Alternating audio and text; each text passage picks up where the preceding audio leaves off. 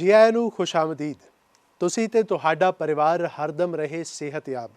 ਇਸੇ ਦੁਆ ਦੇ ਨਾਲ ਲੈ ਹਾਜ਼ਰ ਹਾਂ ਮੈਂ ਪੀਟੀਸੀ ਨਿਊਜ਼ ਦਾ ਇੱਕ ਖਾਸ ਉਪਰਾਲਾ ਡਾਕਟਰ ਸਪੀਕ, ਜਿਸ ਵਿੱਚ ਵੱਖ-ਵੱਖ ਬਿਮਾਰੀਆਂ ਬਾਰੇ ਮੈਂ ਕਰਦਾ ਹਾਂ ਚਰਚਾ ਵੱਖ-ਵੱਖ ਡਾਕਟਰਸ ਦੇ ਨਾਲ, ਤਾਂ ਜੋ ਸਹੀ ਸਮੇਂ ਤੇ ਤੁਹਾਨੂੰ ਮਿਲ ਸਕੇ ਸਹੀ ਸਲਾਹ।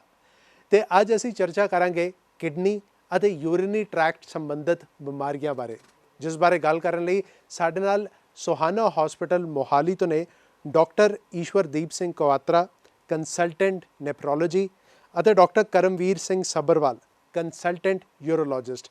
ਜੀ ਆਇਆਂ ਨੂੰ ਜੀ, ਬਹੁਤ-ਬਹੁਤ ਸਵਾਗਤ ਹੈ ਤੁਹਾਡਾ। Thank you so much. Doctor Kwatra, ਸ਼ੁਰੂਆਤ ਤੁਹਾਡੇ ਤੋਂ ਕਰਨਾ ਚਾਹਾਂਗਾ ਕਿ ਕਿਡਨੀ ਸੰਬੰਧਿਤ ਜੇ ਬਿਮਾਰੀਆਂ ਦੀ ਅਸੀਂ ਗੱਲ ਕਰੀਏ, ਇਸ ਬਾਰੇ ਵਿਸਤਾਰ 'ਚ ਤੁਹਾਡੇ ਤੋਂ ਜਾਣਕਾਰੀ ਚਾਹਾਂਗੇ। ਬੇਸਿਕਲੀ ਕਿਡਨੀ ਸਾਡੇ ਸਰੀਰ ਦਾ ਇੱਕ ਐਕਸਕ੍ਰੀਟਰੀ ਆਰਗਨ ਹੈ। ਐਕਸਕ੍ਰੀਟਰੀ ਆਰਗਨ ਦਾ ਮਤਲਬ ਹੈ ਕਿ ਸਾਡੇ ਸਰੀਰ ਦੇ ਵਿੱਚੋਂ ਸਾਰੀ ਗੰਦਗੀ ਨੂੰ ਬਾਹਰ ਕੱਢਣ ਦੇ ਵਿੱਚ ਕਿਡਨੀ ਦਾ ਬਹੁਤ ਵੱਡਾ ਰੋਲ ਹੈ। ਅਸੀਂ ਸਾਰੇ ਦਿਨ ਦੇ ਵਿੱਚ ਜੋ ਕੁਝ ਵੀ ਖਾਂਦੇ ਪੀਂਦੇ ਹਾਂ ਜਾਂ ਸਾਡੇ ਸਰੀਰ ਦੇ ਵਿੱਚ ਜੋ ਚੀਜ਼ਾਂ ਮੈਟਾਬੋਲਿਜ਼ਮ ਦੇ ਥਰੂ ਬਣਦੀਆਂ ਹਨ, ਉਹਨਾਂ ਵਿੱਚੋਂ ਜਿਹੜੀਆਂ ਚੀਜ਼ਾਂ ਬਾਡੀ ਨੂੰ ਨਹੀਂ ਚਾਹੀਦੀਆਂ ਉਹ ਪਿਸ਼ਾਬ ਦੇ ਰਸਤੇ ਕਿਡਨੀ ਬਾਹਰ ਕੱਢਦੀ ਹੈ, ਤਾਂ ਕਿ ਬਾਡੀ ਦੇ ਵਿੱਚ ਇੱਕ ਸੰਤੁਲਨ ਬਣਿਆ ਰਹੇ। ਇਸ ਤੋਂ ਇਲਾਵਾ ਕਿਡਨੀ ਦੇ ਹੋਰ ਵੀ ਕਈ ਕੰਮ ਹਨ, ਜਿਵੇਂ ਕਿ ਇਹ ਸਰੀਰ ਵਿੱਚ ਖੂਨ ਬਣਾਉਣ ਵਿੱਚ ਹੈਲਪ ਕਰਦੀ ਹੈ। ਜੋ ਸਾਡਾ ਹੀਮੋਗਲੋਬਿਨ ਹੁੰਦਾ ਹੈ, ਉਹਨੂੰ ਬਣਾਉਣ ਦੇ ਲਈ ਇਹਦੇ ਵਿੱਚੋਂ ਇੱਕ ਸਪੈਸ਼ਲ ਟਾਈਪ ਦਾ ਹਾਰਮੋਨ ਨਿਕਲਦਾ ਹੈ, ਜੋ ਕਿ ਸਰੀਰ ਦੇ ਵਿੱਚ ਖੂਨ ਦੀ ਮਾਤਰਾ ਨੂੰ ਪ੍ਰੋਪਰ ਰੱਖਦਾ ਹੈ। ਤੀਜਾ ਹੋਰ ਵੱਡਾ ਇੱਕ ਇਹਦਾ ਕੰਮ ਹੈ ਕਿ ਇਹ ਸਰੀਰ ਦੇ ਵਿੱਚ ਬਲੱਡ ਪ੍ਰੈਸ਼ਰ ਨੂੰ ਕੰਟਰੋਲ ਕਰਨ ਵਿੱਚ ਵੀ ਕਿਡਨੀ ਦਾ ਬਹੁਤ ਵੱਡਾ ਰੋਲ ਹੈ। ਸੋ ਜਿਹੜੀਆਂ ਕਿਡਨੀਆਂ ਦੀਆਂ ਬਿਮਾਰੀਆਂ ਹਨ, ਉਹ ਇੰਨਾ ਹੀ ਫੰਕਸ਼ਨਸ ਦੇ ਨਾਲ ਰਿਲੇਟਿਡ ਹਨ। ਕਿਡਨੀ ਦੀਆਂ ਬਿਮਾਰੀਆਂ ਬੇਸਿਕਲੀ ਦੋ ਗਰੁੱਪਸ 'ਚ ਅਸੀਂ ਡਿਵਾਈਡ ਕਰ ਸਕਦੇ ਹਾਂ। ਇੱਕ ਹੈ ਕਿ ਮੈਡੀਕਲ ਗਰੁੱਪ, ਇੱਕ ਹੈ ਸਰਜੀਕਲ ਗਰੁੱਪ। ਮੈਡੀਕਲ ਗਰੁੱਪ ਦੇ ਵਿਸਥਾਰ ਵਿੱਚ ਜਾਈਏ ਤਾਂ ਅੱਜ ਕੱਲ੍ਹ ਦੇਖਣ ਵਿੱਚ ਆਇਆ ਹੈ ਕਿ 90% ਬਿਮਾਰੀਆਂ ਵੱਧ ਰਹੇ ਸ਼ੂਗਰ ਕਾਰਨ ਅਤੇ ਬਲੱਡ ਪ੍ਰੈਸ਼ਰ ਕਾਰਨ ਹਨ। ਬਾਕੀ ਕਾਰਨ ਬਹੁਤ ਥੋੜ੍ਹੇ ਹਨ, ਜਿਹੜੇ 10-15% ਹਨ। ਉਹਦੇ ਵਿੱਚ ਨੈਫਰੋਟਿਕ ਸਿੰਡਰੋਮ, ਕਿਡਨੀ ਦੇ ਵਿੱਚ ਸਟੋਨ ਜਾਂ ਓਵਰ ਦੀ ਕਾਊਂਟਰ ਮੈਡੀਸਨਸ, ਪੇਨ ਕਿਲਰਸ ਹੋ ਗਏ, ਇਹ ਕੰਟਰੀਬਿਊਟ ਕਰਦੇ ਹਨ। ਬਿਲਕੁਲ, ਅੱਜ ਇਹਨਾਂ ਬਿਮਾਰੀਆਂ ਬਾਰੇ ਵੀ ਚਰਚਾ ਹੋਵੇਗੀ ਅਤੇ ਨਾਲ ਇਸ ਦਾ ਇਲਾਜ ਕਿਵੇਂ ਕੀਤਾ ਜਾ ਸਕਦਾ ਉਸ ਬਾਰੇ ਵੀ ਚਰਚਾ ਹੋਵੇਗੀ। ਪਰ ਡਾਕਟਰ ਸੱਭਰਵਾਲ, ਇੱਥੇ ਤੁਹਾਡੇ ਤੋਂ ਜਾਣਨਾ ਚਾਹਾਂਗਾ ਕਿ ਯੂਰੋਲੋਜਿਸਟ ਦੀ ਜੇ ਅਸੀਂ ਗੱਲ ਕਰੀਏ, ਜੇ ਆਮ ਜ਼ਬਾਨ ਵਿੱਚ ਜਾਣਨਾ ਹੋਵੇ ਤਾਂ ਉਹ ਕੌਣ ਹੁੰਦਾ ਹੈ ਅਤੇ ਸਰੀਰ ਦੇ ਕਿਸ ਅੰਗ ਨਾਲ ਡੀਲ ਕਰਦਾ? ਸਭ ਤੋਂ ਪਹਿਲਾਂ ਤਾਂ ਮੈਂ ਪੀਟੀਸੀ ਦਾ ਧੰਨਵਾਦ ਕਰਨਾ ਚਾਹਾਂਗਾ ਕਿ ਅੱਜ ਤੁਸੀਂ ਸਾਨੂੰ ਇਹ ਮੌਕਾ ਦਿੱਤਾ ਹੈ, ਅਵਸਰ ਦਿੱਤਾ ਕਿ ਅਸੀਂ ਦਰਸ਼ਕਾਂ ਨਾਲ ਸਾਂਝਾ ਹੋਈਏ। ਯੂਰੋਲੋਜਿਸਟ ਦੀ ਤਾਂ ਤੁਸੀਂ ਗੱਲ ਕੀਤੀ ਹੈ, ਜਿਸ ਤਰ੍ਹਾਂ ਡਾਕਟਰ ਸਾਹਿਬ ਨੇ ਦੱਸਿਆ, ਕਿਡਨੀ ਦੀ ਬਿਮਾਰੀਆਂ ਮੈਡੀਕਲ ਵੀ ਹੁੰਦੀਆਂ ਨੇ ਅਤੇ ਸਰਜੀਕਲ ਵੀ ਹੁੰਦੀਆਂ ਨੇ। ਅਪਾਰਟ ਫਰੋਮ ਜਿਹੜੀ ਕਿਡਨੀ ਆ, ਜਿਹਨੂੰ ਗੁਰਦਾ ਕਹਿੰਦੇ ਨੇ, ਯੂਰੋਲੋਜਿਸਟ ਦਾ ਕੰਮ ਹੁੰਦਾ ਹੈ ਕਿ ਜਿਹੜਾ ਗੁਰਦੇ ਤੋਂ ਥੱਲੇ ਜਿਹੜੀ ਟਿਊਬ ਆ ਰਹੀ ਹੁੰਦੀ ਹੈ, ਜਿਹਨੂੰ ਮੈਡੀਕਲ ਲੈਂਗੁਏਜ 'ਚ ਯੂਰੇਟਰ ਕਹਿੰਦੇ ਨੇ, ਪਿਸ਼ਾਬ ਦੀ ਥੈਲੀ, ਯੂਰੀਨਰੀ ਬਲੈਡਰ, ਉਸ ਤੋਂ ਥੱਲੇ ਆਦਮੀਆਂ 'ਚ ਗਦੂਦ ਹੁੰਦੇ ਨੇ, ਔਰ ਜਿਹੜੇ ਜੈਨਾਈਟਲ ਆਰਗਨਸ, ਰੀਪਰੋਡਕਟਿਵ ਆਰਗਨਸ ਹੁੰਦੇ ਥੇ, ਉਨ ਸਭ ਦੀ ਬਿਮਾਰੀਆਂ ਦੇ ਨਾਲ ਸੰਬੰਧਿਤ ਜਿਹੜੀ ਚੀਜ਼ਾਂ ਹੁੰਦੀਆਂ ਨੇ, ਉਹ ਇੱਕ ਯੂਰੋਲੋਜਿਸਟ ਟਰੀਟ ਕਰਦਾ ਹੈ। ਬਿਲਕੁਲ ਡਾਕਟਰ ਸਾਹਿਬ, ਇਸ ਬਾਰੇ ਹੋਰ ਤੁਹਾਡੇ ਤੋਂ ਜਾਣਕਾਰੀ ਅੱਜ ਅਸੀਂ ਚਾਹਾਂਗੇ। ਅਤੇ ਡਾਇਬਟੀਜ਼ ਦੀ, ਜਿਵੇਂ ਤੁਸੀਂ ਡਾਕਟਰ ਕਵਾਤਰਾ ਕਿਹਾ ਕਿ ਅੱਜ ਕੱਲ੍ਹ ਜ਼ਿਆਦਾਤਰ ਸਮੱਸਿਆ ਦਾ ਕਾਰਨ ਜਿਹੜਾ ਉਹ ਡਾਇਬਟੀਜ਼ ਬਣਦੀ ਹੈ, ਅਤੇ ਡਾਇਬਟੀਜ਼ ਦਾ ਕਿਡਨੀ 'ਤੇ ਅਸਰ ਜਿਹੜਾ ਉਹ ਕੀ ਹੁੰਦਾ ਹੈ ਅਤੇ ਇਹਦੇ ਸਿੰਪਟਮਸ ਕੀ ਹੁੰਦੇ ਨੇ? ਅੱਜ ਕੱਲ੍ਹ ਦੇਖਣ ਵਿੱਚ ਆ ਰਿਹਾ ਹੈ ਕਿ 60 ਤੋਂ 70% ਪੇਸ਼ੈਂਟ ਜਿਨ੍ਹਾਂ ਦੀ ਕਿਡਨੀ ਖਰਾਬ ਹੁੰਦੀ ਹੈ, ਉਹਦਾ ਮੇਨ ਕਾਰਨ ਡਾਇਬਟੀਜ਼ ਹੈ। ਡਾਇਬਟੀਜ਼ ਦਾ ਇੰਸੀਡੈਂਸ ਪਾਪੂਲੇਸ਼ਨ ਦੇ ਵਿੱਚ ਬਹੁਤ ਜ਼ਿਆਦਾ ਦਿਨ ਪ੍ਰਤੀ ਦਿਨ ਵਧੀ ਜਾ ਰਿਹਾ ਹੈ। ਡਾਇਬਟੀਜ਼ ਦੇ ਨਾਲ ਕਿਡਨੀ ਜਦੋਂ ਇਫੈਕਟ ਹੁੰਦੀ ਹੈ, ਇਹਦੇ ਵਿੱਚ ਕਾਫੀ ਸਮਾਂ ਲੱਗਦਾ ਹੈ। ਜਿਵੇਂ ਅੱਜ ਕਿਸੇ ਨੂੰ ਡਾਇਬਟੀਜ਼ ਹੋਈ, ਕਾਫੀ ਦੇਰ 10-15-20 ਸਾਲ ਬਾਅਦ ਉਹਦੇ ਆਰਗਨਸ, ਅਲੱਗ-ਅਲੱਗ ਆਰਗਨਸ ਜਿਨ੍ਹਾਂ ਵਿੱਚ ਅੱਖਾਂ ਨੇ, ਕਿਡਨੀ ਹੈ, ਉਹਨਾਂ 'ਤੇ ਅਸਰ ਆਉਣਾ ਸ਼ੁਰੂ ਹੁੰਦਾ ਹੈ। ਜਿਹੜਾ ਸ਼ੂਗਰ ਕੰਟਰੋਲ ਵਿੱਚ ਨਹੀਂ ਰੱਖਦਾ ਹੈਗਾ, ਉਹਦੇ ਵਿੱਚ ਇਹ ਸਿੰਪਟਮਸ ਜਲਦੀ ਵੀ ਆ ਸਕਦੇ ਹਨ। ਡਾਇਬਟੀਜ਼ ਨਾਲ ਜਿਹੜੀ ਕਿਡਨੀ ਦੀ ਪ੍ਰੋਬਲਮ ਹੁੰਦੀ ਹੈ, ਉਹਦਾ ਪਹਿਲਾ ਸਿੰਪਟਮ ਹੁੰਦਾ ਹੈ ਕਿ ਪਿਸ਼ਾਬ ਵਿੱਚ ਪ੍ਰੋਟੀਨ ਦੀ ਮਾਤਰਾ ਵਧਣ ਲੱਗ ਪੈਂਦੀ ਹੈ, ਜਿਹਦਾ ਕਿ ਸਿੰਪਟਮ ਹੁੰਦਾ ਹੈ ਕਿ ਕਈ ਵਾਰੀ ਪੇਸ਼ੈਂਟ ਨੂੰ ਲੱਗਦਾ ਹੈ ਕਿ ਪਿਸ਼ਾਬ ਵਿੱਚ ਝੱਗ ਆ ਰਹੀ ਹੈ। ਤਦ ਤੱਕ ਕਿਡਨੀ ਦਾ ਫੰਕਸ਼ਨ ਨਾਰਮਲ ਹੁੰਦਾ ਹੈ। ਜੇ ਅਸੀਂ ਬਲੱਡ ਦੇ ਟੈਸਟ ਨਾ ਕਰੀਏ ਤਾਂ ਉਹ ਡਿਟੈਕਟ ਨਹੀਂ ਹੁੰਦਾ ਜਦ ਤੱਕ ਕਿ ਉਹ ਬਹੁਤ ਐਡਵਾਂਸ ਨਾ ਹੋ ਜਾਵੇ। ਉਸ ਤੋਂ ਅੱਗੇ ਵਾਲੀਆਂ ਸਟੇਜਾਂ ਹੁੰਦੀਆਂ ਹਨ ਕਿ ਹੌਲੀ ਹੌਲੀ ਕਿਡਨੀ ਦਾ ਫੰਕਸ਼ਨ ਘਟਣਾ ਸ਼ੁਰੂ ਹੁੰਦਾ ਹੈ, ਕ੍ਰੀਏਟਿਨਿਨ ਵਧਣਾ ਸ਼ੁਰੂ ਹੁੰਦਾ ਹੈ। ਕ੍ਰੀਏਟਿਨਿਨ ਇੱਕ ਟੈਸਟ ਹੁੰਦਾ ਜਿਹਦੇ ਨਾਲ ਪਤਾ ਲੱਗਦਾ ਹੈ ਕਿ ਕਿਡਨੀ ਕਿੰਨਾ ਕੰਮ ਕਰ ਰਹੀ ਹੈ। ਫਿਰ ਇਹ ਹੌਲੀ ਹੌਲੀ ਸਟੇਜ 1, 2, 3, 4 ਤੱਕ ਜਾ ਕੇ ਅਤੇ ਫਿਰ ਐਂਡ ਸਟੇਜ ਕਿਡਨੀ ਡਿਜ਼ੀਜ਼ ਕਰ ਸਕਦਾ ਹੈ ਕਿ ਜਦੋਂ ਪੇਸ਼ੈਂਟ ਦੀ ਪੂਰੀ ਕਿਡਨੀ ਬਿਲਕੁਲ ਹੀ ਖਤਮ ਹੋ ਜਾਂਦੀ ਹੈ। ਅਤੇ ਡਾਕਟਰ ਸੱਭਰਵਾਲ, ਯੂਰੋਲੋਜੀ ਦੇ ਡਿਜ਼ੀਜ਼ ਦੀ ਜਿਵੇਂ ਤੁਸੀਂ ਜ਼ਿਕਰ ਕਰ ਰਹੇ ਹੋ, ਉਹਦਾ ਅਸੀਂ ਗੱਲ ਕਰੀਏ ਤੇ ਉਹਦੇ ਸਿੰਪਟਮਸ ਜਿਹੜੇ ਨੇ ਉਹ ਕੀ ਰਹਿੰਦੇ ਨੇ? ਯੂਰੋਲੋਜੀਕਲ ਡਿਜ਼ੀਜ਼ ਦੇ ਸਿੰਪਟਮ ਬੇਸਿਕਲੀ ਕਿਹੜੇ ਆਰਗਨ ਨਾਲ ਪਰਟੇਨ ਕਰਦੇ ਨੇ ਉਸ ਦੇ ਉੱਤੇ ਡਿਪੈਂਡ ਕਰਦੇ ਨੇ। ਬੇਸਿਕਲੀ ਮੋਟੀ ਗੱਲ ਕੀਤੀ ਜਾਵੇ ਤੇ ਪਿਸ਼ਾਬ ਦੀ ਦਿੱਕਤਾਂ ਜਿਹੜੀ ਸਰਜੀਕਲ ਹੁੰਦੀਆਂ ਨੇ, ਉਸ 'ਚ ਪਿਸ਼ਾਬ ਖੁੱਲ੍ਹ ਕੇ ਨਾ ਆਉਣਾ, ਪਿਸ਼ਾਬ ਦੀ ਧਾਰ ਠੀਕ ਤਰ੍ਹਾਂ ਨਾ ਬਣਨੀ, ਰੁਕ ਕੇ ਆਉਣਾ, ਬਾਰ-ਬਾਰ ਪਿਸ਼ਾਬ ਜਾਣਾ, ਛੇਤੀ ਜਾਣਾ, ਪਿਸ਼ਾਬ ਕੰਟਰੋਲ ਨਾ ਕਰ ਪਾਉਣਾ, ਲੀਕ ਹੋ ਜਾਣਾ ਪਿਸ਼ਾਬ 'ਚ ਖੂਨ ਆਉਣਾ, ਰਾਤੀ ਬਾਰ-ਬਾਰ ਉੱਠਣਾ, ਜਾਂ ਅਗਰ ਕੋਈ ਸਟੋਨ ਦੀ ਦਿੱਕਤ ਹੋਏ ਤੇ ਜ਼ੋਰ ਦੀ ਕਮਰ 'ਚ ਜਾਂ ਪਿੱਠ 'ਚ ਕਿੱਥੇ ਦਰਦ ਹੋਣਾ, ਇਹ ਸਾਰੀਆਂ ਦਿੱਕਤਾਂ ਯੂਰੋਲੋਜੀਕਲ ਸਿੰਪਟਮਸ ਨੂੰ ਦੱਸਦੀਆਂ ਨੇ। ਇਸ ਦੇ ਇਲਾਵਾ ਜਿਸ ਤਰ੍ਹਾਂ ਡਾਕਟਰ ਸਾਹਿਬ ਨੇ ਕਿਹਾ, ਕਦੀ ਐਸਾ ਵੀ ਹੁੰਦਾ ਹੈ ਕਿ ਅਗਰ ਸਟੋਨ ਡਿਜ਼ੀਜ਼ ਬਹੁਤ ਐਡਵਾਂਸ ਹੋ ਜਾਵੇ ਜਾਂ ਕਿਡਨੀਆਂ ਨੂੰ ਬਲੌਕ ਕਰਦੀ ਹੋਏ, ਜਾਂ ਆਦਮੀਆਂ 'ਚ ਜਿਸ ਤਰ੍ਹਾਂ ਗਦੂਦ ਹੁੰਦੇ ਨੇ, ਗਦੂਦ ਜੇ ਐਡਵਾਂਸ ਸਟੇਜ 'ਚ ਪਹੁੰਚ ਜਾਣ ਔਰ ਤੁਸੀਂ ਟਾਈਮ 'ਤੇ ਇਲਾਜ ਨਾ ਕਰਾਓ ਤੇ ਉਹ ਵੀ ਕਿਡਨੀ ਫੇਲੀਅਰ ਯਾਨੀ ਕਿ ਗੁਰਦਾ ਖਰਾਬ ਹੋਣ ਦੇ ਲੱਛਣ ਵੀ ਉਸ 'ਚ ਪਾਏ ਜਾਂਦੇ ਨੇ। ਤੇ ਡਾਕਟਰ ਸਾਹਿਬ, ਜਿਵੇਂ ਤੁਸੀਂ ਹੁਣੇ ਕਹਿ ਰਹੇ ਸੀ ਕਿ ਅਮੂਮਨ ਇਹ ਵੀ ਵੇਖਿਆ ਗਿਆ ਕਿ ਡਾਇਬਟੀਜ਼ ਦੇ ਵਿੱਚ ਜਾਂ ਡਾਇਬਟਿਕ ਹੈ ਪੇਸ਼ੈਂਟ ਤੇ ਉਹਨੂੰ ਵੀ ਪਿਸ਼ਾਬ ਸੰਬੰਧੀ ਸਮੱਸਿਆ ਹੁੰਦੀ ਹੈ, ਤੇ ਯੂਰੋਲੋਜੀਕਲ ਡਿਜ਼ੀਜ਼ ਜੋ ਹੈ ਉਹਦੇ 'ਚ ਵੀ ਹੁੰਦੀ ਹੈ, ਤੇ ਡਿਫਰੈਂਸ਼ੀਏਟ ਕਿਵੇਂ ਇਸ ਨੂੰ ਕੀਤਾ ਜਾ ਸਕਦਾ? ਉਹਦੇ ਵਿੱਚ ਤਾਂ ਸਾਨੂੰ ਬੇਸਿਕਲੀ ਇੱਕ ਚੰਗੀ ਹਿਸਟਰੀ ਲੈਣੀ ਹੁੰਦੀ ਹੈ, ਪੇਸ਼ੈਂਟ ਨੂੰ ਪੁੱਛਣਾ ਹੁੰਦਾ ਹੈ ਕਿ ਉਸਦੀ ਪ੍ਰਾਇਮਰੀ ਕੰਪਲੇਂਟ ਕੀ ਹੈ। ਤੁਸੀਂ ਬਿਲਕੁਲ ਠੀਕ ਕਿਹਾ ਕਿ ਸ਼ੂਗਰ ਵੀ ਬਹੁਤ ਸਾਰੇ ਆਰਗਨਸ ਨੂੰ ਅਫੈਕਟ ਕਰਦੀ ਹੈ, ਪਿਸ਼ਾਬ ਦੀ ਥੈਲੀ ਨੂੰ ਵੀ ਕਮਜ਼ੋਰ ਕਰ ਸਕਦੀ ਹੈ। ਸੋ ਉਹ ਸਾਰਾ ਸਪੈਕਟਰਮ ਅਸੀਂ ਦੇਖਣਾ ਹੁੰਦਾ ਹੈ ਕਿ ਬੇਸਿਕ ਦਿੱਕਤ ਪੇਸ਼ੈਂਟ ਨੂੰ ਕੀ ਹੈਗੀ, ਇਨਫੈਕਸ਼ਨ ਬਾਰ-ਬਾਰ ਹੋ ਰਹੀ ਹੈਗੀ, ਜਾਂ ਉਹਨਾਂ ਨੂੰ ਕੋਈ ਪਿਸ਼ਾਬ 'ਚ ਖੂਨ ਆ ਰਿਹਾ ਹੈ, ਜਾਂ ਪਿਸ਼ਾਬ ਪੂਰੀ ਤਰ੍ਹਾਂ ਖਾਲੀ ਨਹੀਂ ਹੋ ਰਿਹਾ ਹੈ, ਉਹ ਸਾਰਾ। ਉਸ ਦੇ ਇਲਾਵਾ ਪੇਸ਼ੈਂਟ ਦਾ ਇਵੈਲੂਏਸ਼ਨ ਕਰਕੇ ਕੁਝ ਬੇਸਿਕ ਟੈਸਟ ਹੁੰਦੇ ਨੇ, ਅਲਟਰਾਸਾਊਂਡ ਸਾਨੂੰ ਬਹੁਤ ਜ਼ਿਆਦਾ ਅੱਜ ਗੱਲਾਂ ਕਲੀਅਰ ਕਰਦਾ ਹੈ। ਉਹ ਸਾਰੀ ਚੀਜ਼ਾਂ ਡਿਸਾਈਡ ਕਰਕੇ ਫਿਰ ਅਸੀਂ ਡਿਸਾਈਡ ਕਰਦੇ ਹਾਂ ਕਿ ਐਗਜ਼ੈਕਟਲੀ ਪੇਸ਼ੈਂਟ ਨੂੰ ਕੀ ਦਿੱਕਤ ਹੈ, ਮੈਡੀਕਲ ਪ੍ਰੋਬਲਮ ਹੈਗੀ ਜਾਂ ਸਰਜੀਕਲ ਪ੍ਰੋਬਲਮ ਹੈਗੀ। ਉਹਦੇ ਹਿਸਾਬ ਨਾਲ ਅਸੀਂ ਜੋ ਲਾਜ਼ਮੀ ਇਲਾਜ ਹੁੰਦਾ ਹੈ ਉਹ ਅਸੀਂ ਦੱਸਦੇ ਹਾਂ। ਤੇ ਡਾਕਟਰ ਕੁਆਤਰਾ, ਜੇ ਕਿਡਨੀ ਫੇਲੀਅਰ ਹੋ ਜਾਂਦਾ ਹੈ ਤੇ ਉਸ ਤੋਂ ਬਾਅਦ ਦਾ ਜਿਹੜਾ ਟ੍ਰੀਟਮੈਂਟ ਹੈ ਉਹ ਕੀ ਰਹਿੰਦਾ ਹੈ, ਤੇ ਡਾਇਲਿਸਿਸ ਦਾ ਇਸ ਵਿੱਚ ਕੀ ਰੋਲ ਹੈ? ਕਿਡਨੀ ਫੇਲੀਅਰ ਦੀਆਂ ਕਈ ਸਟੇਜਸ ਹਨ। ਅਰਲੀ ਸਟੇਜਸ ਵਿੱਚ ਜਿਵੇਂ ਸਟੇਜ 1, 2 ਤੇ 3 ਹੈਗਾ, ਉਦੋਂ ਅਸੀਂ ਇਲਾਜ ਦਵਾਈਆਂ ਨਾਲ ਕਰ ਸਕਦੇ ਹਾਂ। ਜਿਵੇਂ ਕਿ ਸ਼ੂਗਰ ਦੇ ਪੇਸ਼ੈਂਟ ਦੀ ਜੇ ਕਿਡਨੀ ਫੇਲ ਹੈ, ਸ਼ੂਗਰ ਨੂੰ ਅੱਛੀ ਤਰ੍ਹਾਂ ਕੰਟਰੋਲ ਕਰਕੇ, ਬਲੱਡ ਪ੍ਰੈਸ਼ਰ ਨੂੰ ਅੱਛਾ ਕੰਟਰੋਲ ਕਰਕੇ, ਡਾਈਟ ਨੂੰ ਕੰਟਰੋਲ ਕਰਕੇ ਤੇ ਕੁਝ ਦਵਾਈਆਂ ਦੇ ਕੇ ਅਸੀਂ ਉਹਨੂੰ ਅੱਗੇ ਵਧਣ ਤੋਂ ਰੋਕ ਸਕਦੇ ਹਾਂ। ਜੇ ਕਿਡਨੀ ਫੇਲੀਅਰ ਐਡਵਾਂਸ ਸਟੇਜ ਵਿੱਚ ਚਲਾ ਗਿਆ ਹੈ, ਜਿਹਨੂੰ ਕਿ ਅਸੀਂ 5th ਸਟੇਜ ਕਹਿੰਦੇ ਹਾਂ, ਤਾਂ ਪੇਸ਼ੈਂਟ ਦੀ ਡਾਇਲਿਸਿਸ ਕਰਨੀ ਜ਼ਰੂਰੀ ਹੋ ਜਾਂਦੀ ਹੈ। ਕੱਲੀ ਦਵਾਈਆਂ ਨਾਲ ਪੇਸ਼ੈਂਟ ਮੈਨੇਜ ਨਹੀਂ ਹੋ ਸਕਦਾ। ਡਾਇਲਿਸਿਸ ਦਾ ਬੇਸਿਕਲੀ ਕੰਮ ਹੁੰਦਾ ਹੈ ਕਿ ਸਰੀਰ ਦੇ ਵਿੱਚ ਖੂਨ ਦੀ ਸਫਾਈ ਕਰਨੀ। ਜੋ ਪਰਮਾਤਮਾ ਵੱਲੋਂ ਬਣਾਈਆਂ ਗਈਆਂ ਕਿਡਨੀਆਂ ਕੰਮ ਕਰਦੀਆਂ ਹਨ, ਉਹ ਅਸੀਂ ਆਰਟੀਫਿਸ਼ਲੀ ਡਾਇਲਿਸਿਸ ਦੇ ਰਾਹੀਂ ਕਰਾਉਣ ਦੀ ਕੋਸ਼ਿਸ਼ ਕਰਦੇ ਹਾਂ। ਡਾਇਲਿਸਿਸ 2 ਤਰ੍ਹਾਂ ਦੀ ਹੁੰਦੀ ਹੈ, ਇੱਕ ਹੁੰਦਾ ਹੀਮੋਡਾਇਲਿਸਿਸ ਤੇ ਇੱਕ ਹੁੰਦਾ ਪੈਰੀਟੋਨੀਅਲ ਡਾਇਲਿਸਿਸ। ਹੀਮੋਡਾਇਲਿਸਿਸ ਜਿਹੜੀ ਹੁੰਦੀ ਹੈ ਇਹ ਹਸਪੀਟਲ ਵਿੱਚ ਹੀ ਹੋ ਸਕਦੀ ਹੈ, ਇਸ ਲਈ ਪੇਸ਼ੈਂਟ ਨੂੰ ਘੱਟੋ ਘੱਟ 2 ਵਾਰੀ ਹਫਤੇ ਦੇ ਵਿੱਚ ਹਸਪੀਟਲ ਆਉਣਾ ਪੈਂਦਾ ਹੈ। 4-4 ਘੰਟੇ ਦੀ ਡਾਇਲਿਸਿਸ ਹੁੰਦੀ ਹੈ। ਦੂਜੀ ਡਾਇਲਿਸਿਸ ਹੈ ਜਿਹੜੀ ਪੈਰੀਟੋਨੀਅਲ ਡਾਇਲਿਸਿਸ, ਇਹ ਇੱਕ ਟਿਊਬ ਪੇਟ ਦੇ ਵਿੱਚ ਪਾ ਦਿੱਤੀ ਜਾਂਦੀ ਹੈ ਤੇ ਪੇਟ ਦੀ ਝਿੱਲੀ ਦੇ ਰਾਹੀਂ ਹੀ ਡਾਇਲਿਸਿਸ ਹੁੰਦੀ ਹੈ। ਇਹ ਡਾਇਲਿਸਿਸ ਪੇਸ਼ੈਂਟ ਘਰ ਵਿੱਚ ਕਰ ਸਕਦਾ ਹੈ। ਦੋਨੋਂ ਡਾਇਲਿਸਿਸ ਦੇ ਰਿਜ਼ਲਟਸ ਇਕੁਅਲ ਹਨ ਤੇ ਇਹਦੇ ਨਾਲ ਲੌਂਗ ਟਰਮ ਕੰਪਲਿਕੇਸ਼ਨਸ ਤੇ ਹੋਰ ਚੀਜ਼ਾਂ ਵੀ ਸਾਰਾ ਇਕੁਅਲ ਹੈਗਾ। ਤੇ ਡਾਕਟਰ ਕੁਆਤਰਾ, ਇੱਥੇ ਇਹ ਵੀ ਜਾਣਨਾ ਚਾਹਾਂਗਾ, ਅਮੂਮਨ ਇੱਕ ਧਾਰਨਾ ਜਿਹੜੀ ਉਹ ਬਣੀ ਹੋਈ ਹੈ, ਲੋਕ ਕਹਿੰਦੇ ਨੇ ਕਿ ਜੇ ਪੇਸ਼ੈਂਟ ਨੂੰ ਡਾਇਲਿਸਿਸ ਦੀ ਲੋੜ ਪੈ ਗਈ ਹੈ, ਇਸ ਦਾ ਮਤਲਬ ਹੈ ਕਿ ਉਹਦੇ ਕੋਲ ਬਹੁਤਾ ਸਮਾਂ ਨਹੀਂ ਹੈ। ਇਸ ਵਿੱਚ ਕਿੰਨੀ ਕੁ ਸੱਚਾਈ ਹੈ? ਜਿਹੜੇ ਪੇਸ਼ੈਂਟ ਨੂੰ ਡਾਇਲਿਸਿਸ ਦੀ ਲੋੜ ਪੈ ਗਈ ਹੈ ਕਿ ਮਤਲਬ ਕਿਡਨੀ ਲਾਸਟ ਸਟੇਜ ਤੱਕ ਪਹੁੰਚ ਗਈ ਹੈ, ਉਹਨੂੰ ਡਾਇਲਿਸਿਸ ਦੀ ਲੋੜ ਹੈ। ਜੇ ਉਹ ਡਾਇਲਿਸਿਸ ਨਹੀਂ ਕਰਾਉਂਦਾ ਤਾਂ ਬੋਡੀ 'ਚ ਟੌਕਸਿਨਸ ਇਕੱਠੇ ਹੋਈ ਜਾਣਗੇ ਤੇ ਹੋਰ ਕੰਪਲਿਕੇਸ਼ਨਸ ਡਿਵੈਲਪ ਹੋ ਜਾਂਦੀਆਂ ਹਨ ਤੇ ਉਹ ਜ਼ਿਆਦਾ ਦਿਨ ਤੱਕ ਸਰਵਾਈਵ ਨਹੀਂ ਕਰ ਸਕਦਾ। ਜੇ ਪੇਸ਼ੈਂਟ ਠੀਕ ਤਰ੍ਹਾਂ ਡਾਇਲਿਸਿਸ ਕਰਾਏ, ਜਿਵੇਂ ਕਿ ਹਫਤੇ 'ਚ 2 ਵਾਰੀ ਆਪਣੇ ਟਾਈਮ ਸਿਰ ਆਉਂਦਾ ਰਹੇ, ਸਾਰੇ ਦਵਾਈਆਂ, ਖੂਨ ਵਧਾਉਣ ਦੇ ਇੰਜੈਕਸ਼ਨ ਤੇ ਹੋਰ ਲੈਂਦਾ ਰਹੇ, ਤਾਂ ਇਹਦੇ ਰਿਜ਼ਲਟਸ ਬਹੁਤ ਅੱਛੇ ਹਨ। ਸਾਡੇ ਕੋਲ ਬਹੁਤ ਸਾਰੇ ਪੇਸ਼ੈਂਟ ਹਨ ਜਿਨ੍ਹਾਂ ਨੂੰ 10 ਸਾਲ ਤੋਂ ਵੀ ਜ਼ਿਆਦਾ ਹੋ ਗਏ ਜਿਹੜੇ ਡਾਇਲਿਸਿਸ ਕਰਾ ਰਹੇ ਹਨ ਤੇ ਉਹਨਾਂ ਨੂੰ ਬਹੁਤ ਘੱਟ ਲੋੜ ਪੈਂਦੀ ਹੈ ਕਿ ਹਸਪਤਾਲ ਵਿੱਚ ਦਾਖਲ ਹੋਣਾ ਪਏ। ਡਾਕਟਰ ਸੱਭਰਵਾਲ, ਆਮ ਤੌਰ 'ਤੇ ਸਾਨੂੰ ਸੁਣਨ ਨੂੰ ਮਿਲਦਾ ਹੈ ਕਿ ਏਜ ਇਹਦੇ 'ਚ ਮੈਟਰ ਨਹੀਂ ਕਰਦੀ, ਪਰ ਕਿਡਨੀ ਦੇ ਵਿੱਚ ਸਟੋਨ ਜਿਹੜਾ ਹੈ ਉਹ ਆ ਗਿਆ ਤੇ ਇਹ ਵੀ ਕਿਹਾ ਜਾਂਦਾ ਫਲਾਂ ਚੀਜ਼ ਪੀ ਲਓ, ਇਹ ਪੀ ਲਓ ਤੇ ਸਟੋਨ ਜਿਹੜਾ ਆਪਣੇ ਆਪ ਨਿਕਲ ਜਾਏਗਾ। ਇਹਦੇ 'ਚ ਕਿੰਨੀ ਕੁ ਸੱਚਾਈ ਹੈ ਤੇ ਇਸ ਨੂੰ ਲੈ ਕੇ ਜੋ ਮਿਥਸ ਬਣੀਆਂ ਹੋਈਆਂ ਨੇ ਉਸ ਬਾਰੇ ਵੀ ਤੁਸੀਂ ਕੀ ਕਹੋ? ਸਟੋਨ ਜਿਹੜੇ ਹੈਗੇ ਨੇ, ਜਿਹਨੂੰ ਅਸੀਂ ਪੱਥਰੀ ਕਹਿੰਦੇ ਹਾਂ ਕਾਮਨਲੀ, ਉਹ ਬੇਸਿਕਲੀ ਕਿਸੇ ਵੀ ਪਾਰਟ ਬੰਡੇ ਮੇਨਲੀ ਕਿਡਨੀ 'ਚ ਹੈਗੇ ਨੇ, ਬਟ ਕਿਡਨੀ 'ਚ ਜਦ ਤੱਕ ਹੁੰਦੇ ਨੇ ਇਨ ਜਨਰਲ ਦਿੱਕਤ ਨਹੀਂ ਦਿੰਦੇ। ਜਦ ਜਾਂ ਤੇ ਥੱਲੇ ਟਿਊਮਾਂ 'ਚ ਆ ਜਾਣ ਜਾਂ ਪਿਸ਼ਾਬ ਦੀ ਥੈਲੀ 'ਚ ਆ ਜਾਣ ਤਾਂ ਉਹ ਇਰੀਟੇਟ ਕਰਦੇ ਨੇ। ਸਟੋਨ ਕਿਉਂ ਬਣਦੇ ਨੇ? ਸਭ ਤੋਂ ਕਾਮਨਲੀ ਤੇ ਲੋਕ ਇਹ ਕਹਿੰਦੇ ਨੇ ਜੀ ਖਾਣ ਪੀਣ 'ਚ ਬਹੁਤ ਪ੍ਰੋਬਲਮ ਹੈਗੀ ਜੀ, ਤੁਸੀਂ ਚੰਗੀ ਤਰ੍ਹਾਂ ਖਾਣਾ ਨਹੀਂ ਖਾਂਦੇ ਜਾਂ ਬੀਜੇ ਵਾਲੀ ਸਬਜ਼ੀਆਂ ਖਾਂਦੇ ਹੋ, ਟਮਾਟਰ ਜ਼ਿਆਦਾ ਖਾਂਦੇ ਹੋ, ਪਾਲਕ ਜ਼ਿਆਦਾ ਖਾਂਦੇ ਹੋ, ਇਹਦੇ ਕਰਕੇ ਸਟੋਨ ਬਣਦੇ ਨੇ।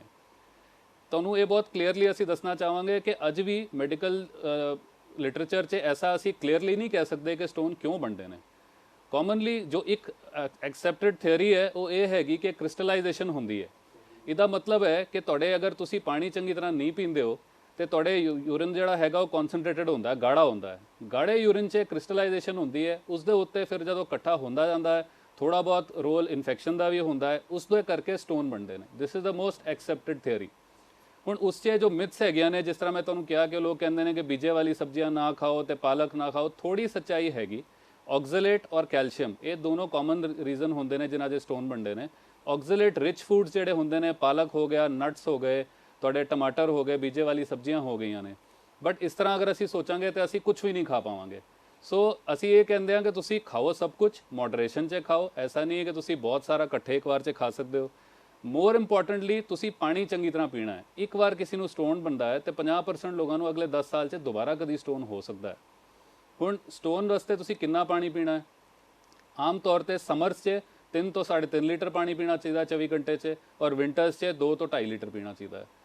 ਏਮ ਸਾਡਾ ਪਾਣੀ ਪੀਣਾ ਨਹੀਂ ਹੈ, ਸਾਡਾ ਏਮ ਹੈਗਾ ਕਿ ਅਸੀਂ ਪਿਸ਼ਾਬ ਇੰਨਾ ਬਣਾਈਏ ਕਿ 2 ਲੀਟਰ ਤੋਂ ਜ਼ਿਆਦਾ ਆਵੇ। ਉਹਨੂੰ ਪ੍ਰੈਕਟੀਕਲੀ ਦੇਖਣ ਦਾ ਤਰੀਕਾ ਹੈ ਕਿ ਪਿਸ਼ਾਬ ਸਾਫ਼ ਹੋਣਾ ਚਾਹੀਦਾ। ਇੰਨਾ ਅਗਰ ਅਸੀਂ ਕਰ ਰਹੇ ਹਾਂ ਤੇ ਉਹ ਆਈ ਥਿੰਕ ਸਟੋਨ ਪ੍ਰੀਵੈਂਸ਼ਨ ਵਾਸਤੇ ਐਡਿਕੁਏਟ ਹੈਗਾ। ਤੇ ਡਾਕਟਰ ਸਬਰਵਾਲ, ਅੱਜ ਕੱਲ੍ਹ ਪ੍ਰੋਸਟੇਟ ਜਿਹੜਾ ਹੈ, ਗਦੂਦ, ਇਹਦੀ ਸਮੱਸਿਆ ਅੱਜ ਕੱਲ੍ਹ ਬਹੁਤ ਲੋਕਾਂ ਦੇ ਵਿੱਚ ਵੇਖਣ ਨੂੰ ਮਿਲ ਰਹੀ ਹੈ। ਇਹ ਬੇਸਿਕਲੀ ਹੁੰਦਾ ਕੀ ਹੈ ਤੇ ਇਹਦਾ ਇਲਾਜ ਕੀ ਹੈ? ਗਦੂਦ ਜਿਹੜਾ ਹੈਗਾ ਜੀ ਇੱਕ ਨਾਰਮਲ ਆਰਗਨ ਹੈ। ਸਾਨੂੰ ਇਹ ਸਮਝਣਾ ਹੈ ਕਿ ਇੱਕ ਬੱਚੇ ਤੋਂ ਲੈ ਕੇ ਇੱਕ ਬਜ਼ੁਰਗ 'ਚ ਗਦੂਦ ਨਾਮ ਦਾ ਇੱਕ ਵਾਲਨਟ ਜਾਂ ਅਖਰੋਟ ਜਾਂ ਤੁਸੀਂ ਨਿੰਬੂ ਸਮਝ ਲਓ, ਉੱਦਾਂ ਦਾ ਇੱਕ ਆਰਗਨ ਹੁੰਦਾ ਹੈ ਜੋ ਪਿਸ਼ਾਬ ਦੀ ਥੈਲੀ ਦੇ ਨੀਚੇ ਹੁੰਦਾ ਹੈ। ਇਹ ਆਦਮੀਆਂ 'ਚ ਹੁੰਦਾ ਹੈ। ਇਸ ਦਾ ਬੇਸਿਕਲੀ ਤੇ ਸੈਕਸ਼ੂਅਲ ਫੰਕਸ਼ਨ ਹੁੰਦਾ ਹੈ। ਜਦ ਤੱਕ ਜੋ ਸੈਕਸ਼ੂਅਲ ਲਾਈਫ ਹੁੰਦੀ ਹੈ ਤਦ ਤੱਕ ਉਹਦਾ ਰੋਲ ਹੁੰਦਾ ਹੈ। ਉਹਦੇ ਬਾਅਦ ਇਹ ਏਜ ਦੇ ਨਾਲ ਗਰੋ ਕਰਦਾ ਹੈ। ਜੇ ਗਰੋ ਕਰਦਾ ਹੈ, ਜ਼ਰੂਰੀ ਨਹੀਂ ਹੈਗਾ ਕਿ ਜਦ ਇਹ ਵਧ ਰਿਹਾ ਹੈ ਤੇ ਉਮਰ ਦੇ ਨਾਲ ਜਿਸ ਤਰ੍ਹਾਂ ਝੁਰੀਆਂ ਪੈਂਦੀਆਂ ਨੇ, ਵਾਲ ਚਿੱਟੇ ਹੁੰਦੇ ਨੇ, ਗਦੂਦ ਵੀ ਗਰੋ ਕਰਦਾ ਹੈ। ਇਹ ਜ਼ਰੂਰੀ ਨਹੀਂ ਹੈ ਕਿ ਕਾਮਨਲੀ ਅਸੀਂ ਅਲਟਰਾਸਾਊਂਡ ਰਿਪੋਰਟ ਦੇਖਦੇ ਹਾਂ ਜੀ ਮੈਨੂੰ ਗਦੂਦ ਹੋ ਗਏ ਨੇ। ਅਲਟਰਾਸਾਊਂਡ ਕਿਸੇ ਹੋਰ ਰੀਜ਼ਨ ਨਾਲ ਕਰਾਇਆ ਜਾਂਦਾ, ਉਸ 'ਚ ਗਦੂਦ ਨਿਕਲਦੇ ਨੇ ਤੇ ਮਰੀਜ਼ ਪਰੇਸ਼ਾਨ ਹੋ ਜਾਂਦੇ ਨੇ ਜੀ ਕਿ ਮੈਨੂੰ ਗਦੂਦ ਹੋ ਗਿਆ। ਗਦੂਦ ਇੱਕ ਨਾਰਮਲ ਆਰਗਨ ਹੈ। ਇਹ ਜ਼ਰੂਰੀ ਨਹੀਂ ਹੈ ਕਿ ਗਦੂਦ ਦੇ ਕਰਕੇ ਤੁਹਾਨੂੰ ਜਦ ਤੱਕ ਦਿੱਕਤ ਨਾ ਆਏ ਤਾਂ ਉਹਨੂੰ ਟਰੀਟ ਕਰਨ ਦੀ ਵੀ ਲੋੜ ਨਹੀਂ ਹੁੰਦੀ। ਅਗਰ ਕੋਈ ਗਦੂਦ ਦੀ ਪ੍ਰੋਬਲਮ ਆਉਂਦੀ ਹੈ ਤੇ ਉਹ ਜਿਹੜੇ ਸਿੰਪਟਮਸ ਅਸੀਂ ਸ਼ੁਰੂ 'ਚ ਡਿਸਕਸ ਕੀਤੇ ਸੀ ਕਿ ਪਿਸ਼ਾਬ ਦਾ ਰੁਕਣਾ, ਪਿਸ਼ਾਬ ਬਾਰ-ਬਾਰ ਆਉਣਾ, ਰਾਤ ਨੂੰ ਜਾਗਣਾ, ਕਦੀ-ਕਦੀ ਪਿਸ਼ਾਬ 'ਚ ਖੂਨ ਆਉਣਾ, ਇਹ ਸਾਰੇ ਲੱਛਣ ਹੋ ਸਕਦੇ ਨੇ। ਜੇ ਐਸਾ ਹੋਏ ਤੇ ਪਹਿਲਾਂ ਅਸੀਂ ਉਹਨੂੰ ਮੈਡੀਕਲ ਟਰੀਟਮੈਂਟ ਦਿੰਦੇ ਹਾਂ। ਜੇ ਦਵਾਈਆਂ ਨਾਲ ਉਹ ਕੰਟਰੋਲ ਕੀਤਾ ਜਾ ਸਕਦਾ ਹੈ ਤੇ ਠੀਕ ਹੈ, ਨਹੀਂ ਤੇ ਅਦਰਵਾਈਜ਼ ਕੁਝ ਐਸੇ ਕੰਡੀਸ਼ਨਸ ਹੁੰਦੇ ਨੇ ਕਿ ਜੇ ਬਾਰ-ਬਾਰ ਪਿਸ਼ਾਬ ਰੁਕ ਜਾਵੇ, ਪਿਸ਼ਾਬ ਦੇ ਵਾਸਤੇ ਨਲਕੀ ਲਾਣੀ ਪਏ ਸਾਨੂੰ, ਜਾਂ ਕੋਈ ਬਹੁਤ ਜ਼ਿਆਦਾ ਦਿੱਕਤ ਆ ਜਾਏ ਤੇ ਕਿਡਨੀ ਫੇਲੀਅਰ ਦੀ ਤਰਫ ਪੇਸ਼ੈਂਟ ਚਲਾ ਜਾਵੇ, ਜਾਂ ਬਾਰ-ਬਾਰ ਇਨਫੈਕਸ਼ਨ ਹੋਣ, ਜਾਂ ਬਾਰ-ਬਾਰ ਪਿਸ਼ਾਬ 'ਚ ਖੂਨ ਆਵੇ, ਤਾਂ ਫਿਰ ਸਾਨੂੰ ਸਰਜਰੀ ਦੀ ਵੀ ਲੋੜ ਪੈ ਸਕਦੀ ਹੈ।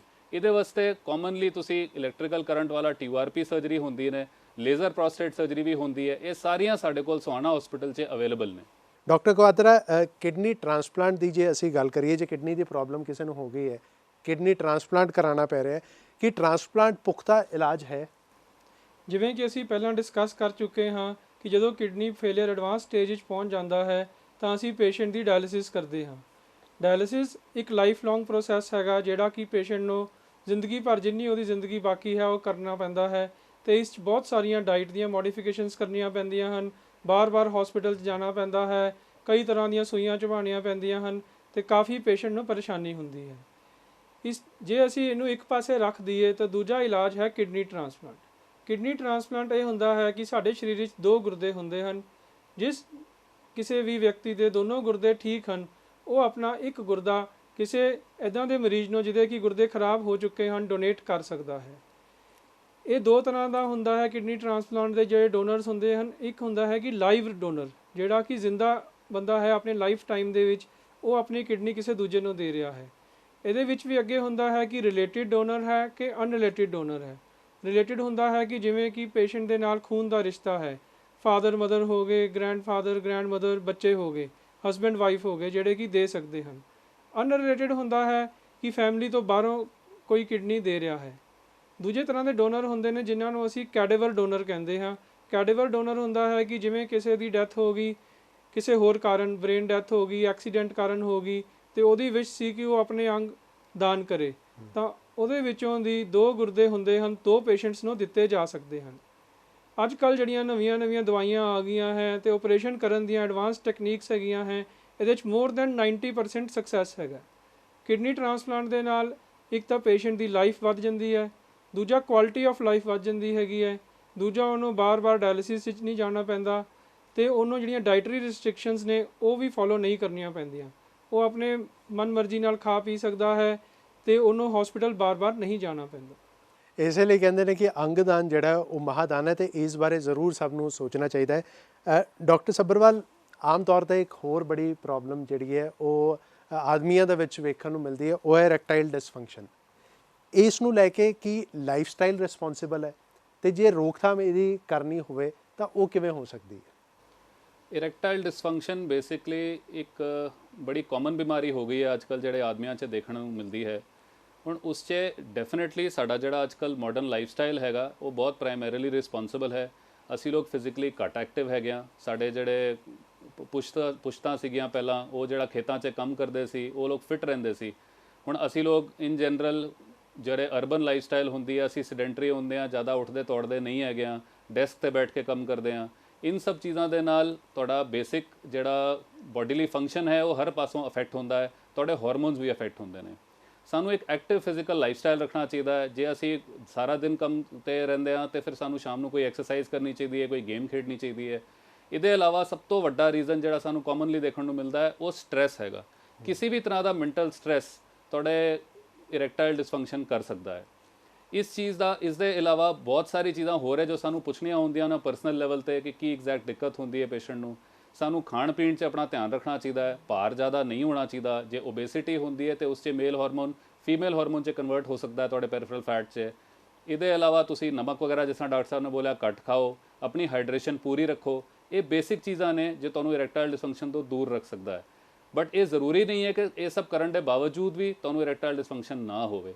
ਜੇ ਐਸੀ ਕੋਈ ਦਿੱਕਤ ਆਏ ਤਾਂ ਫਿਰ ਇਸ ਦੇ ਕਈ ਤਰ੍ਹਾਂ ਦੇ ਇਲਾਜ ਨੇ ਜੋ ਪ੍ਰਾਇਮਰੀਲੀ ਸ਼ੁਰੂ 'ਚ ਤੇ ਚੰਗੀ ਤਰ੍ਹਾਂ ਤੁਹਾਨੂੰ ਦੇਖ ਕੇ ਐਗਜ਼ਾਮਿਨ ਕਰਕੇ ਪਹਿਲੇ ਤਾਂ ਦਵਾਈਆਂ ਦਿੱਤੀ ਜਾਂਦੀਆਂ ਨੇ, ਫਿਰ ਇਸ ਤੋਂ ਅੱਗੇ ਦੇ ਇਲਾਜ ਹੋਰ ਹੁੰਦੇ ਨੇ। ਅਤੇ ਜੇ ਕਿਸੇ ਨੂੰ ਐਸੀ ਕੋਈ ਦਿੱਕਤ ਹੋਏ ਤਾਂ ਪਲੀਜ਼ ਜਾ ਕੇ ਆਪਣੇ ਡਾਕਟਰ ਨੂੰ ਸੰਬੰਧ ਨਾਲ ਗੱਲ ਕਰੋ। ਇਹ ਐਸਾ ਟੌਪਿਕ ਹੈ ਜੋ ਅਸੀਂ ਬਹੁਤ ਫਰੀਲੀ ਲੋਕਾਂ ਨਾਲ ਨਹੀਂ ਕਰਦੇ ਹਾਂ। ਆਮ ਤੌਰ 'ਤੇ ਬੰਦਾ ਆਪਣੇ ਦੋਸਤਾਂ ਨਾਲ ਡਿਸਕਸ ਕਰਦਾ ਹੈ, ਓਵਰ ਦਾ ਕਾਊਂਟਰ ਜਾ ਕੇ ਕੈਮਿਸਟ ਨਾਲ ਗੱਲ ਕਰ ਲੈਂਦਾ, ਉਸ ਕੋਲ ਦਵਾਈਆਂ ਲੈ ਲੈਂਦਾ ਹੈ। ਇਹ ਬੜਾ ਨੁਕਸਾਨ ਦਿੰਦਾ ਹੈ ਸਾਨੂੰ ਲੌਂਗ ਟਰਮ 'ਚ। ਕਦੀ ਕਦੀ ਐਸੀ ਸਟੇਜਾਂ ਵੀ ਨਿਕਲ ਜਾਂਦੀ ਹੈ ਜਦ ਤੁਸੀਂ ਉਸ ਨੂੰ ਚੰਗੀ ਤਰ੍ਹਾਂ ਨਹੀਂ ਦੇਖ ਪਾਉਂਦੇ ਹੋ। ਤਾਂ ਸਾਡੀ ਇੱਕੋ ਰਿਕੁਐਸਟ ਰਹੇਗੀ ਕਿ ਅਗਰ ਤੁਹਾਨੂੰ ਐਸੀ ਕੋਈ ਦਿੱਕਤ ਆਏ, please feel free, it is a real problem, ਇਹ ਕਾਮਨ ਹੈਗੀ, ਅਤੇ ਤੁਸੀਂ ਆ ਕੇ ਡਾਕਟਰ ਦੀ ਸਲਾਹ ਲਓ ਅਤੇ ਡਾਕਟਰ ਨਾਲ ਗੱਲ ਕਰੋ। ਅੱਛਾ ਡਾਕਟਰ ਸਾਹਿਬ, ਜਿਵੇਂ ਤੁਸੀਂ ਹੁਣੇ ਕਹਿ ਰਹੇ ਸੀ ਕਿ ਓਵਰ ਦਾ ਕਾਊਂਟਰ ਦਵਾਈਆਂ ਜਾਂ ਦੇਸੀ ਇਲਾਜ ਜਾਂ ਇਹ ਸੋਸ਼ਲ ਮੀਡੀਆ ਦੇ ਉੱਤੇ ਮੈਸੇਜ ਚੱਲਦੇ ਨੇ, ਉਹਦਾ ਨੁਕਸਾਨ ਕੀ ਹੋ ਸਕਦਾ ਤਾਂ ਕਿ ਲੋਕ ਹੋਰ ਸੁਚੇਤ ਹੋ ਸਕਣ? ਉਹ ਨੁਕਸਾਨ ਵੀ ਤੁਸੀਂ ਜ਼ਰੂਰ ਦੱਸੋ। ਓਵਰ ਦਾ ਕਾਊਂਟਰ ਮੈਡੀਸਿਨ ਜਿਸ ਤਰ੍ਹਾਂ ਕਿਹਾ ਸਰ, ਹੁਣ ਇੱਕ ਡਾਕਟਰ ਜਿਤਨਾ ਤੁਹਾਨੂੰ ਚੰਗੀ ਤਰ੍ਹਾਂ ਦੇਖ ਸਕਦਾ ਹੈ, ਸਲਾਹ ਦੇ ਸਕਦਾ ਹੈ, ਓਬਵੀਅਸਲੀ ਤੁਹਾਨੂੰ ਕੋਈ ਝੋਲਾ ਛਾਪ ਡਾਕਟਰ ਬੋਲ ਲਓ ਜਾਂ ਤੁਸੀਂ ਕੋਈ ਇਸ ਤਰ੍ਹਾਂ ਕਹਿ ਲਓ ਕਿ ਕੋਈ ਕੈਮਿਸਟ ਹੋਣ ਦੇ ਜਿਨ੍ਹਾਂ ਨੂੰ ਬੇਸਿਕ ਆਈਡੀਆ ਤਾਂ ਜ਼ਰੂਰ ਹੁੰਦਾ ਹੈ, ਬਟ ਜਿਹੜੀ ਹੋਰ ਬਹੁਤ ਸਾਰੀ ਚੀਜ਼ਾਂ ਹੁੰਦੀਆਂ ਨੇ ਉਹ ਚੰਗੀ ਤਰ੍ਹਾਂ ਉਹ ਨਹੀਂ ਦੇਖ ਸਕਦੇ। ਅਤੇ ਜੇ ਅਸੀਂ ਓਵਰ ਦਾ ਕਾਊਂਟਰ ਮੈਡੀਕੇਸ਼ਨ ਲੈਂਦੇ ਹਾਂ, ਜਿਸ ਤਰ੍ਹਾਂ ਡਾਕਟਰ ਸਾਹਿਬ ਨੇ ਵੀ ਕਿਹਾ ਪੇਨ ਕਿਲਰ ਹੋ ਗਿਆ, ਲੋਕਾਂ ਨੇ ਪੇਨ ਦੀ ਦਵਾਈ ਲੈ ਲਈ, ਉਹ ਲੌਂਗ ਟਰਮ ਖਾਂਦੇ ਰਹਿੰਦੇ ਨੇ, ਕਿਡਨੀਆਂ 'ਤੇ ਅਸਰ ਪੈ ਜਾਂਦਾ ਹੈ, ਕਿਡਨੀ ਫੇਲੀਅਰ ਹੋ ਜਾਂਦਾ ਹੈ। ਇਸੇ ਤਰ੍ਹਾਂ ਤੁਹਾਡੇ ਬਹੁਤ ਸਾਰੇ ਸਟੋਨ ਦੇ ਵਾਸਤੇ ਬੜੀ ਧਾਰਨਾਵਾਂ ਨੇ, ਲੋਕ ਕਹਿੰਦੇ ਨੇ ਕਿ ਇਹ ਦਵਾਈ ਪੀ ਲਓ ਜੀ, ਇੱਦਾਂ ਦੀ ਦਵਾਈ ਖਾ ਲਓ, ਇਹਦੇ ਨਾਲ ਸਟੋਨ ਨਹੀਂ ਬਣੇਗਾ। ਮੈਂ ਤੁਹਾਨੂੰ ਅਜੇ ਵੀ ਕਿਹਾ ਜੀ ਕਿ ਸਟੋਨ ਐਸੀ ਚੀਜ਼ ਹੈਗੀ ਨਹੀਂ ਜੋ ਤੁਸੀਂ ਬਣਨ ਤੋਂ ਐਸ ਸੱਚ ਰੋਕ ਸਕੋ ਦਵਾਈਆਂ ਨਾਲ। ਸਟੋਨ ਨੂੰ ਬਣਨ ਦੀ ਦਵਾਈਆਂ ਨਹੀਂ ਹੁੰਦੀਆਂ ਨੇ, ਉਹਦੇ ਵਾਸਤੇ ਤੁਸੀਂ ਪਾਣੀ ਚੰਗੀ ਤਰ੍ਹਾਂ ਪੀਣਾ, ਆਪਣੀ ਹਾਈਡਰੇਸ਼ਨ ਠੀਕ ਰੱਖਣੀ ਹੈ। ਸੋ ਕੋਈ ਵੀ ਬਿਮਾਰੀ ਹੋਏ ਉਸਨੂੰ ਉਸਦੇ ਜਿਹੜਾ ਸੰਬੰਧੀ ਡਾਕਟਰ ਹੈਗਾ ਉਹਨੂੰ ਮਿਲਣਾ ਬਹੁਤ ਜ਼ਰੂਰੀ ਹੈ, ਉਸ ਕੋਲ ਪ੍ਰੋਪਰ ਮੈਡੀਕਲ ਸਲਾਹ ਲੈਣੀ ਬਹੁਤ ਜ਼ਰੂਰੀ ਹੈ। ਅੱਜ ਦੀ ਰੇਟ 'ਚ ਤੇ ਹਰ ਤਰ੍ਹਾਂ ਦੇ ਡਾਕਟਰ ਹਿੰਦੁਸਤਾਨ 'ਚ ਸਭ ਜਗ੍ਹਾ ਅਵੇਲੇਬਲ ਨੇ। ਸਾਡੇ ਸੋਹਾਣਾ ਹਸਪੀਟਲ ਮੋਹਾਲੀ 'ਚ ਸਾਡੇ ਕੋਲ ਆਲਮੋਸਟ ਸਾਰੀ ਸੁਪਰ ਸਪੈਸ਼ਲਿਟੀਜ਼ ਨੇ। ਅਤੇ ਤੁਹਾਨੂੰ ਇਹ ਰਿਕੁਐਸਟ ਕਰਾਂਗੇ, ਜਿਹੜੀ ਵੀ ਤੁਹਾਨੂੰ ਦਿੱਕਤ ਆਏ, rather than going to the chemist, ਤੁਸੀਂ ਪਲੀਜ਼ ਆ ਕੇ ਡਾਕਟਰ ਦੀ ਸਲਾਹ ਲਓ। ਆਪਣੇ ਜਿਹੜਾ ਵੀ ਨੀਅਰੈਸਟ ਡਾਕਟਰ ਹੈਗਾ ਉਹਦੇ ਜਿਹੜੀ ਵੀ ਦਿੱਕਤ ਆ ਰਹੀ ਹੈ ਉਹਦੇ ਸੰਬੰਧੀ ਡਾਕਟਰ ਨੂੰ ਪਲੀਜ਼ ਮਿਲੋ। ਅੱਛਾ ਡਾਕਟਰ ਕਵਾਤਰਾ, ਪ੍ਰੀਵੈਂਟਿਵ ਸਟ੍ਰੈਟਜੀ ਜੇ ਅਸੀਂ ਕਹੀਏ ਕਿਡਨੀ ਪ੍ਰੋਬਲਮਸ ਨੂੰ ਲੈ ਕੇ, ਉਹ ਕੀ ਇੱਕ ਆਮ ਇਨਸਾਨ ਦੀ ਹੋਣੀ ਚਾਹੀਦੀ ਤਾਂ ਕਿ ਉਹਨੂੰ ਇਹ ਪ੍ਰੋਬਲਮ ਜਿਹੜੀ ਹੈ ਉਹ ਹੋਵੇ ਹੀ ਨਾ? ਪ੍ਰੀਵੈਂਟਿਵ ਸਟ੍ਰੈਟਜੀ ਦੇ ਜੇ ਸਭ ਤੋਂ ਪਹਿਲਾਂ ਤਾਂ ਡਾਈਟ ਦਾ ਬਹੁਤ ਵੱਡਾ ਰੋਲ ਹੈ। ਜਿਵੇਂ ਕਿ ਹੁਣੇ ਡਾਕਟਰ ਸਾਹਿਬ ਨੇ ਦੱਸਿਆ, ਨੰਬਰ 1 ਤੇ ਹਾਈਡਰੇਸ਼ਨ, ਕਿ ਅਸੀਂ ਇੰਨਾ ਕੁ ਪਾਣੀ ਪੀਏ ਕਿ ਪਿਸ਼ਾਬ ਸਾਫ਼ ਆਏ, ਸਟੋਨ ਵੀ ਨਾ ਬਣਨ ਅਤੇ ਕਿਡਨੀ ਦੀ ਫਿਲਟਰੇਸ਼ਨ ਵੀ ਅੱਛੀ ਤਰ੍ਹਾਂ ਹੁੰਦੀ ਰਹੇ। 2 ਤੋਂ 2.5 ਲੀਟਰ ਅਤੇ ਸਰਦੀਆਂ ਦੇ ਵਿੱਚ 3 ਲੀਟਰ ਤੱਕ, 2.5 ਤੋਂ 3 ਲੀਟਰ ਤੱਕ ਗਰਮੀਆਂ ਦੇ ਵਿੱਚ ਪਾਣੀ ਦੀ ਲੋੜ ਹੈਗੀ ਹੈ। ਨੰਬਰ 2, ਓਵਰ ਦੀ ਕਾਊਂਟਰ ਮੈਡੀਕੇਸ਼ਨਸ ਜਿਵੇਂ ਕਿ ਪੇਨ ਕਿਲਰਸ ਕੀ ਹੁੰਦਾ ਹੈ, ਜੋੜਾਂ ਦੀਆਂ ਦਰਦਾਂ ਬਹੁਤ ਕਾਮਨ ਹਨ। ਲੋਕੀ ਇੱਕ ਵਾਰੀ ਦਵਾਈ ਲੈ ਲਈ, ਉਹਦੇ ਨਾਲ ਜੋੜਾਂ ਦੀਆਂ ਦਰਦਾਂ ਠੀਕ ਹੋ ਗਈਆਂ, ਡੇਲੀ ਉਹੀ ਦਵਾਈ ਖਾਂਦੇ ਰਹਿੰਦੇ ਹਨ, ਕਈ ਸਾਲ ਖਾਂਦੇ ਰਹਿੰਦੇ ਹਨ। ਉਹਦਾ ਨਤੀਜਾ ਇਹ ਹੁੰਦਾ ਹੈ ਕਿ ਫਾਈਨਲੀ ਜਦੋਂ ਉਹਨਾਂ ਨੂੰ ਪਤਾ ਲੱਗਦਾ ਹੈ ਕਿ ਕਿਡਨੀ ਤੇ ਅਸਰ ਹੋ ਗਿਆ, ਉਦੋਂ ਬਹੁਤ ਦੇਰ ਹੋ ਚੁੱਕੀ ਹੁੰਦੀ ਹੈ। ਨੰਬਰ 3, ਡਾਈਟ ਦੇ ਵਿੱਚ ਨਮਕ ਤੇ ਪ੍ਰੋਟੀਨ ਦੀ ਮਾਤਰਾ। ਸਾਨੂੰ ਡਾਈਟ ਵਿੱਚ ਨਮਕ ਵੀ ਘੱਟ ਲੈਣਾ ਚਾਹੀਦਾ ਹੈ ਤੇ ਬਹੁਤ ਜ਼ਿਆਦਾ ਪ੍ਰੋਟੀਨ ਦੇ ਜਿਵੇਂ ਮੇਜਰ ਸੋਰਸ ਹੁੰਦੇ ਹਨ, ਨਾਨ ਵੈਜੀਟੇਰੀਅਨ ਡਾਈਟ ਹੋ ਗਈ, ਵੈਜੀਟੇਰੀਅਨ ਡਾਈਟ ਦੇ ਵਿੱਚ ਦਾਲਾਂ, ਪਨੀਰ, ਜਿੰਨੀ ਸਾਨੂੰ ਰਿਕੁਆਇਰਡ ਹੈ ਉਸ ਤੋਂ ਬਹੁਤ ਜ਼ਿਆਦਾ ਜੇ ਅਸੀਂ ਲਵਾਂਗੇ ਤੇ ਕਾਫੀ ਲੰਬੇ ਸਮੇਂ ਤੱਕ ਲੈਂਦੇ ਰਵਾਂਗੇ ਤਾਂ ਇਹ ਕਿਡਨੀ ਨੂੰ ਡੈਮੇਜ ਕਰ ਸਕਦੀਆਂ ਹਨ। ਅੱਜ ਕੱਲ੍ਹ ਹੋਰ ਵੀ ਅਸੀਂ ਪੇਸ਼ੈਂਟ ਦੇਖਦੇ ਹਾਂ ਜਿਵੇਂ ਕਿ ਜਿਹੜੇ ਬੋਡੀ ਬਣਾਉਣ ਦੇ ਲਈ ਜਿਮ ਦੇ ਵਿੱਚ ਜਾਂਦੇ ਹਨ, ਉੱਥੇ ਕਾਫੀ ਪ੍ਰੋਟੀਨ ਰਿਚ ਡਾਈਟਸ ਦਿੰਦੇ ਹਨ, ਉਹਨਾਂ ਨੂੰ ਸਟੀਰੋਇਡ ਦਿੰਦੇ ਹਨ ਤੇ ਸਾਡੇ ਕੋਲ ਕਈ ਪੇਸ਼ੈਂਟ ਆਉਂਦੇ ਹਨ ਜਿਨ੍ਹਾਂ ਦਾ ਕਿ ਕਿਡਨੀ ਦੇ ਉੱਤੇ ਅਸਰ ਹੋ ਜਾਂਦਾ ਹੈ। ਤਾਂ ਇਹ ਇੱਕ ਲਿਮਿਟ ਤੱਕ ਹੀ ਲੈਣਾ ਹੈ। ਇੱਦਾਂ ਨਹੀਂ ਹੈਗਾ ਕਿ ਉਹਨਾਂ ਨੇ ਜਿਵੇਂ ਪਾਊਡਰਸ ਦੇ ਦਿੱਤੇ ਕਿ ਇੰਨੇ ਅੰਡੇ ਖਾਓ, ਬਿਨਾਂ ਸੋਚੇ ਸਮਝੇ ਨਹੀਂ ਕਰਨਾ ਹੈ। ਇੱਕ ਲਿਮਿਟ ਤੱਕ ਹੀ ਜਿੰਨਾ ਹੈਗਾ ਤੇ ਕਿਡਨੀ ਦੇ ਉੱਤੇ ਸਟ੍ਰੈਸ ਪੈਂਦਾ ਹੈ। ਜਿਵੇਂ ਕਿ ਅਸੀਂ ਸਟਾਰਟਿੰਗ ਵਿੱਚ ਦੱਸਿਆ ਕਿ ਡਾਇਬਟੀਜ਼ ਇੱਕ ਮੇਜਰ ਕਾਰਨ ਹੈ, ਤਾਂ ਡਾਇਬਟੀਜ਼ ਵਾਲੇ ਮਰੀਜ਼ ਨੂੰ ਸ਼ੁਰੂ ਤੋਂ ਹੀ ਧਿਆਨ ਰੱਖਣਾ ਚਾਹੀਦਾ ਹੈ ਕਿ ਉਹਦੀ ਸ਼ੂਗਰ ਅੱਛੀ ਤਰ੍ਹਾਂ ਕੰਟਰੋਲ ਰਹੇ, ਉਹਦਾ BP ਕੰਟਰੋਲ ਰਹੇ, ਉਹ ਟਾਈਮ ਟੂ ਟਾਈਮ ਹਰ ਸਾਲ ਆਪਣੇ ਟੈਸਟ ਕਰਾਉਂਦਾ ਰਹੇ, ਕਿਉਂਕਿ ਕਿਡਨੀ ਦੀ ਬਿਮਾਰੀ ਦੇ ਸਿੰਪਟਮਸ ਬਹੁਤ ਘੱਟ ਹੁੰਦੇ ਹਨ ਤੇ ਕਈ ਵਾਰੀ ਆਉਂਦੇ ਹੀ ਨਹੀਂ ਜਦ ਤੱਕ ਕਿ ਪੇਸ਼ੈਂਟ ਐਡਵਾਂਸ ਸਟੇਜ ਤੱਕ ਪਹੁੰਚ ਜਾਂਦਾ ਹੈ। ਬਿਲਕੁਲ, ਜਿਵੇਂ ਡਾਕਟਰ ਸਾਹਿਬ ਨੇ ਕਿਹਾ ਤੇ ਸਾਡੇ ਸ਼ਾਸਤਰਾਂ ਵਿੱਚ ਵੀ ਕਿਹਾ ਗਿਆ ਕਿ ਅਤੀ ਜਿਹੜੀ ਹੈ ਉਹ ਕਿਸੇ ਵੀ ਚੀਜ਼ ਦੀ ਮਾੜੀ ਹੁੰਦੀ ਹੈ, ਇਸ ਲਈ ਲਿਮਿਟ ਵਿੱਚ ਰਹਿਣਾ ਚਾਹੀਦਾ ਹੈ, ਲਿਮਿਟ ਵਿੱਚ ਖਾਣਾ ਚਾਹੀਦਾ ਹੈ। ਡਾਕਟਰ ਸਾਹਿਬ ਬਹੁਤ ਬਹੁਤ ਧੰਨਵਾਦ ਤੁਹਾਡਾ ਸਾਡੇ ਨਾਲ ਜੁੜਨ ਲਈ ਤੇ ਇੰਨੇ ਚੰਗੇ ਵਿਚਾਰ ਸਾਡੇ ਨਾਲ ਸਾਂਝਾ ਕਰਨ ਲਈ। ਬਹੁਤ ਬਹੁਤ ਸ਼ੁਕਰੀਆ। ਤੇ ਇੱਥੇ ਵੇਲੇ ਤੁਹਾਡੇ ਤੋਂ ਇਜਾਜ਼ਤ ਲੈਣ ਦਾ, ਪਰ ਅਗਲੇ ਹਫਤੇ ਦਿਮਾਗ ਅਤੇ ਰੀੜ੍ਹ ਦੀ ਹੱਡੀ ਸੰਬੰਧਿਤ ਬਿਮਾਰੀਆਂ ਬਾਰੇ ਕਰਾਂਗੇ ਚਰਚਾ ਤੇ ਸੋਹਾਣਾ ਹਸਪੀਟਲ ਮੋਹਾਲੀ ਤੋਂ ਹੋਣਗੇ ਸਾਡੇ ਨਾਲ ਐਕਸਪਰਟ ਡਾਕਟਰਸ। ਆਪਣਾ ਤੇ ਆਪਣਿਆਂ ਦਾ ਧਿਆਨ ਰੱਖੋ ਤੇ ਵੇਖਣਾ ਭੁੱਲਿਓ ਨਾ ਐਤਵਾਰ ਸ਼ਾਮੀ 5 ਵਜੇ ਡਾਕਟਰ ਸਪੀਕ। ਦਿਓ ਇਜਾਜ਼ਤ, ਰੱਬ ਰਾਖਾ।